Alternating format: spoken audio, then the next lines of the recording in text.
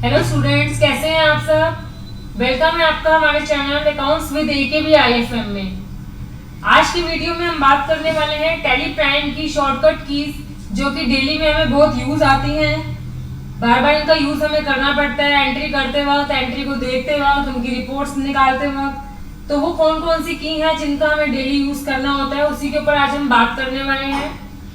इससे पहले अगर आप हमारे चैनल पर नए हैं और आपने अभी तक हमारे चैनल को सब्सक्राइब नहीं किया तो आप हमारे चैनल को सब्सक्राइब कीजिए और वीडियो को पूरा देखना ताकि आपको पूरी नॉलेज मिले। और अच्छी लगे वीडियो तो लाइक और शेयर जरूर कीजिएगा। तो चलिए शुरू करते हैं। ये टैली प्राइम की कुछ शॉर्टकट कीज है जो कि डेली हमें यूज करनी होती है।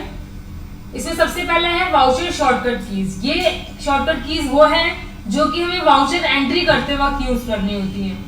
जैसा कि आप जानते हैं कि आपको डेली के डेली सेल के, purchase, expense, receipt, payment, journal, इन सब की एंट्रीज करनी होती हैं। तो एंट्री करने के लिए जो हमारी की यूज होती है, इसके लिए हम एक वाउचर में जाते हैं। वाउचर में जाने के बाद ये सारी वाउचर की है जिसके अंदर में F4 से आपका कॉन्ट्रा वाउचर आता है, F5 से पेमेंट की एंट्री आप करते हैं, F6 से आप रिसिप्ट की एंट्री करते हैं, F7 जर्नल एंट्री के लिए होता है। जितनी भी आपकी एडजस्टमेंट एंट्रीज होती हैं वो F7 जर्नल वाउचर के अंदर में होंगी।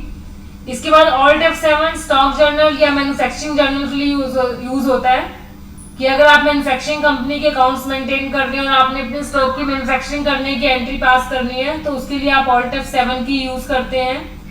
कंट्रोल F7 फिजिकल स्टॉक के लिए होता है। इसका यह है कि स्टोर वालों के लिए जरूरत ज्यादा होती है। F8 में आप सेल्स की एंट्रीज भी करते हैं, प्लस आप मतलब सेल का बिल भी इसी वाउचर से करते हैं, क्योंकि जब हम सेल की एंट्री करते हैं साथ साथ बिल बनाना चाहें, प्रिंट निकालना चाहें तो वो सब F8 के अंदर में ही होता है। इसके बाद आपका आता है Alt F8। Alt F8 delivery note के लिए होता है। जितने भी अगर आप कोई भी मटेरियल चालान के थ्रू भेज रहे हैं तो चालान की अगर एंट्री करना चाहते हैं, डिलीवरी चालान की, तो उसे Alt F8 वाउचर में करते हैं। कंट्रोल F8 आपका सेल्स ऑर्डर के लिए होता है कि अगर आप किसी पार्टी का आपके पास ऑर्डर आया और आप उस ऑर्डर की एंट्री करना चाहते हैं तो कंट्रोल F8 सेल्स ऑर्डर के अंदर में करेंगे। F9 है आपका परचेज के लिए। जितने भी आपने परचेज किया मटेरियल उसकी एंट्री के लिए आप F9 वाउचर की यूज करते हैं। Alt F9 है आपका रिसिप्ट नोट। रिसिप्ट नोट जो है वो हमारा चालान के लिए यूज होता है। वो चालान जो कि हमारे पास मटेरियल चालान से आया है कि अगर कई बार हम मटेरियल परचेज करते हैं तो वो मटेरियल का अगर बिल नहीं आया और चालान के साथ आपके पास आया है तो उसकी एंट्री के लिए आप Alt F9 यूज कर सकते हैं। कंट्रोल F9 परचेज ऑर्डर के लिए होता है कि अगर आप किसी पार्टी को ऑर्डर देते हैं कि आपको कितने आइटम चाहिए, तो अगर आप डायरेक्ट परचेज ना करके पहले ऑर्डर जनरेट करते हैं तो उसके लिए आप कंट्रोल F9 की यूज करेंगे। Alt F6 क्रेडिट नोट के लिए और Alt F5 डेबिट नोट के लिए। क्रेडिट नोट और डेबिट नोट यानी सेल्स रिटर्न और परचेज रिटर्न, इसके ऊपर हमारी 2-3 वीडियोस बनी हुई हैं कि क्रेडिट नोट डेबिट नोट की पूरी डिटेल के लिए आप चाहें तो डिस्क्रिप्शन में उसका लिंक देख सकते हैं। तो उनकी जो एंट्री की यूज होती है वो टैली प्राइम के अंदर में Alt F6 क्रेडिट नोट के लिए और Alt F5 डेबिट नोट के लिए यूज होता है। इसके बाद आपका कंट्रोल F4 आता है पेरोल वाउचर के लिए। पेरोल जिसके अंदर में हमें अपनी सैलरी की एंट्री करनी होती है विद ESI PF, तो उसके लिए हम पेरोल वाउचर का यूज करते हैं। तो उसकी की जो है कंट्रोल F4 है। पेरोल की भी सैलरी की हमारी वीडियो बनी हुई है, उसको आप देख सकते हैं कि उसकी एंट्री किस तरह से की जाती है। कंट्रोल F6 है रिजेक्शन इन और कंट्रोल F5 रिजेक्शन आउट। यानी एक तो होता है कि sales return, purchase return voucher के थ्रू आप एंट्री करना चाहते हैं, इसी एंट्रीज को आप कंट्रोल F6 और कंट्रोल F5 में भी कर सकते हैं। रिजेक्शन इन का मतलब कोई भी मटेरियल जो आपके पास रिजेक्ट होके आया है आप उसकी एंट्री करना चाहें तो कंट्रोल F6 वाउचर में कर सकते हैं। और रिजेक्शन आउट का मतलब कोई आइटम आपने खराब होने पे वापस दिया है तो उसकी एंट्री आप कंट्रोल F5 वाउचर में करते हैं। F10 होता है लिस्ट ऑफ वाउचर टाइप। अगर आप सारे वाउचर की सारी लिस्ट देखना चाहते हैं वाउचर एंट्री में कि कौन सी एंट्री कौन सी की से होती है तो उसके लिए आप F10 प्रेस करके भी इनमें से किसी भी की का यूज कर सकते हैं। आप अलग अलग डायरेक्ट प्रेस करेंगे तो भी कर सकते हैं और F10 list of voucher type में जाएंगे तो वहां पे आपको सारी एंट्री की वाउचर की एक साथ दिख जाएंगी। तो आप जो भी एंट्री करना चाहें उसके ऊपर क्लिक कर सकते हैं। अब सेकंड आता है हमारा कॉमन शॉर्टकट कीज। ये शॉर्टकट कीज वो है कि जो कि हमें क्रिएशन के टाइम पे या कोई रिपोर्ट जनरेट करने के लिए यूज करनी होती है। जैसे कि कंट्रोल C कॉपी के लिए है, कंट्रोल V पेस्ट के लिए है। ये क्या होता है कि जैसे आप सपोज करो कई बार लेजर बना रहे हो, आपने लेजर में लिखा है SGST 9%, और उसके बाद नेक्स्ट आपका है SGST 2.5%। तो अगर आप चाहते हो पूरा SGST 2.5 नहीं लिखना, तो अगर आप कंट्रोल C और V का यूज करते हैं तो आपका जो है कंट्रोल V से SGST 9% ही पेस्ट हो जाएगा। तो उस केस में आपको 9 को हटा के अपना ये कर सकते हैं। इसके अलावा और कोई एड्रेस पेस्ट करना है किसी पार्टी का एक्सेल से या कहीं से भी, तो कॉपी पेस्ट की कमांड आप कंट्रोल C और कंट्रोल V में यूज कर सकते हैं। ऑल्ट P होता है किसी भी रिपोर्ट का प्रिंट निकालने के लिए, चाहे आपको सेल का बिल निकालना है, आपको किसी पार्टी की लेजर की स्टेटमेंट निकालनी है, आपको बैंक बैलेंस निकालना है, तो किसी भी चीज का प्रिंट निकालने के लिए ऑल्ट P की यूज करते हैं। ऑल्ट T एक्सपोर्ट के लिए है, कोई भी डाटा टैली का आपको किसी और फाइल में एक्सपोर्ट करना है, जैसे कि आपको इसकी PDF बनानी है, आपको एक्सेल फाइल जनरेट करनी है, आपको इसका JSON बनाना है, तो आपको ऑल्ट E जो है की यूज करनी होगी। टैली के डाटा को एक्सपोर्ट किस तरह से किया जाता है उसके ऊपर भी हमारी एक वीडियो बनी हुई है, आप उसमें देख सकते हैं, उससे आपको एक्सपोर्ट की पूरी डिटेल मिल जाएगी। F1 हेल्प के लिए है, टेली सेंटर से आपको हेल्प लेनी है तो F1 की प्रेस करेंगे, उससे रिलेटेड आप कुछ भी अपनी क्वेरीज वहां पे दे सकते हैं।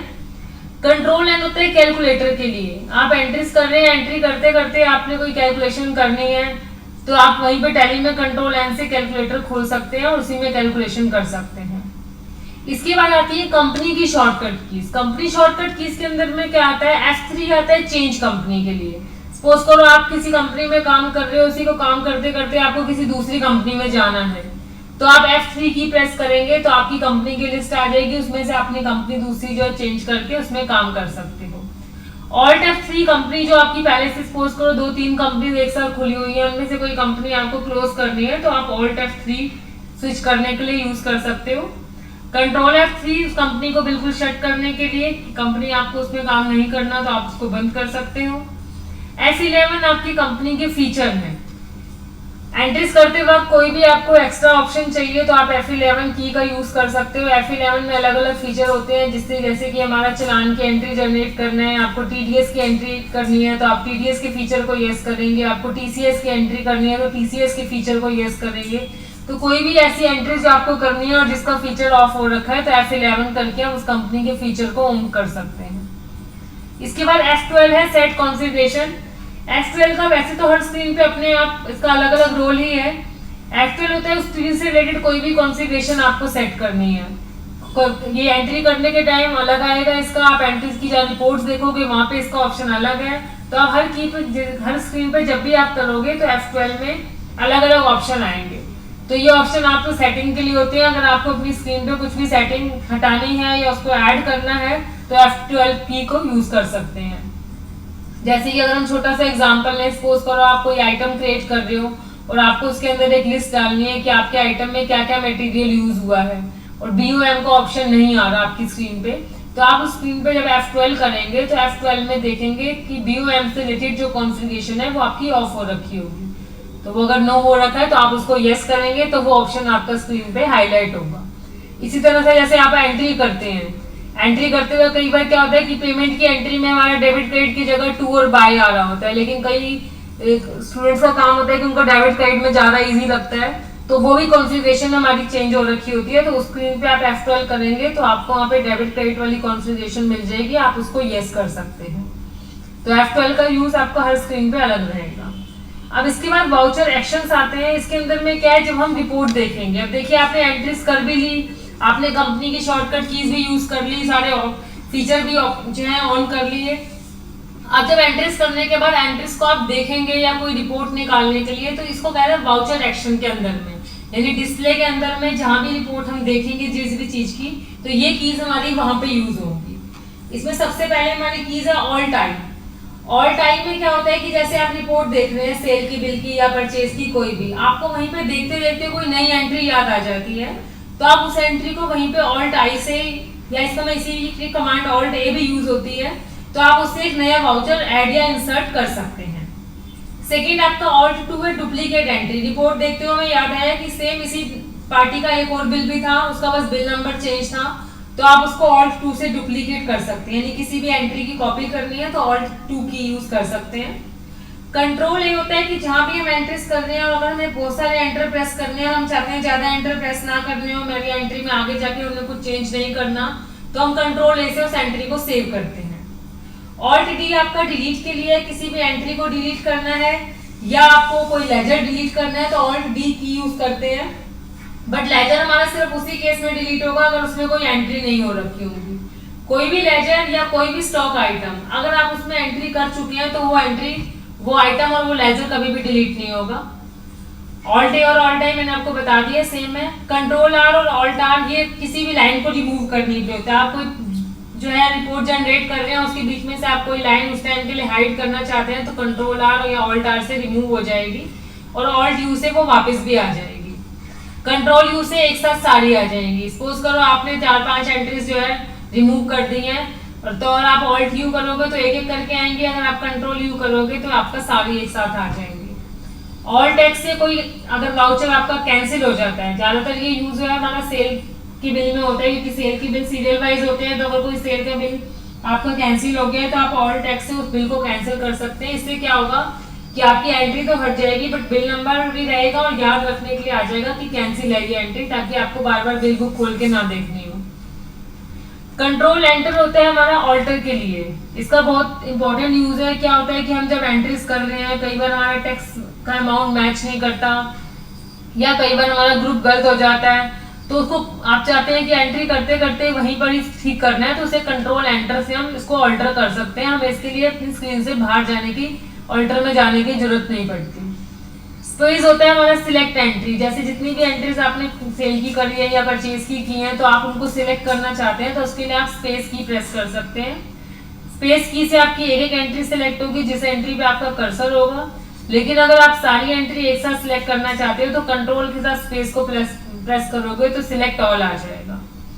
इसके बाद आपका ऑल्ट आर जो है नरेशन रिपीट करने के लिए होता है कि अगर आप चाहते हैं बार बार नरेशन ना लिखनी पड़े तो वही पिछली एंट्री की नरेशन रिपीट हो जाए तो आप ऑल्ट आर की जो है की प्रेस कर सकते हो। सेम यही कंट्रोल सी और कंट्रोल वी जो यहाँ मैंने शॉर्टकट कीज में बताया था उसका यहाँ पे भी यूज हो जाता है वाउचर एक्शन में कॉपी पेस्ट के लिए।